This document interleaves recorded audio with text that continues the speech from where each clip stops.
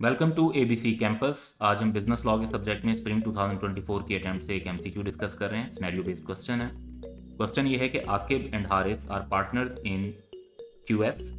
एक फर्म है। Maaz placed an order, Maaz अब एक थर्ड पार्टी है, placed an order to purchase 10,000 football from Aqib and paid an advance of ₹100,000 to him.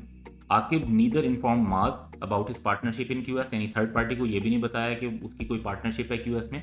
Nor did he inform Haris about mass order and spend the advance on his personal expense. ना ही अपने partner को बताया और वो जो पैसे advance के लिए थे वो अपने पर्सनल एक्सपेंसेस में यूज कर लिए, यानी मिस एप्लीकेशन ऑफ प्रॉपर्टी और miss application of money by the partner वाला ये सिनेरियो बन गया।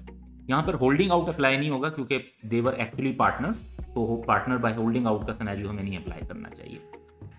When Maz did not receive the order on agreed date, he investigated Aqib's background and found out that Aqib is partner in QS।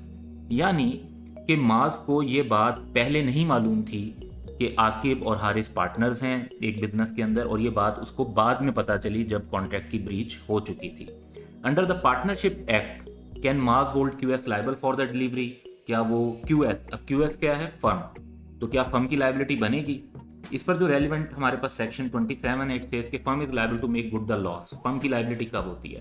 जब या तो partner act कर रहा हो with in his apparent authority और वो पैसे रिसीव करे, प्रॉपर्टी करे थर्ड पार्टी से। लेकिन यहाँ पे तो थर्ड पार्टी को फर्म के एग्जिस्टेंस के बारे में नहीं पता था, उसे तो ये पता ही नहीं था कि ये आके एक पार्टनर है क्यूएस में, तो यहाँ पर अपेरेंट अथॉरिटी वाला सिनेरियो ये अप्लाई नहीं हुआ।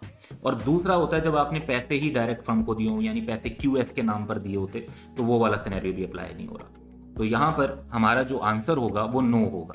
तो यस वाले तो दोनों हम आंसर कट कर देते हैं। अब पहला है no because Aqib had not informed Haris regarding Maaz order. यहाँ पर ये इशू नहीं है कि उसने अपने पार्टनर को नहीं बताया था, बल्कि यहाँ पर इशू ये है कि जो थर्ड पार्टी है वो पार्टनरशिप के बारे में अनअवेयर थी। तो ऑप्शन बी जो है कि नो बिकॉज माज was unaware of Aqib partnership in QS upon purchase, ये हमारा करेक्ट ऑप्शन होगा। हम ऑप्शन बी सिलेक्ट करेंगे। That's all for today. Have a good day.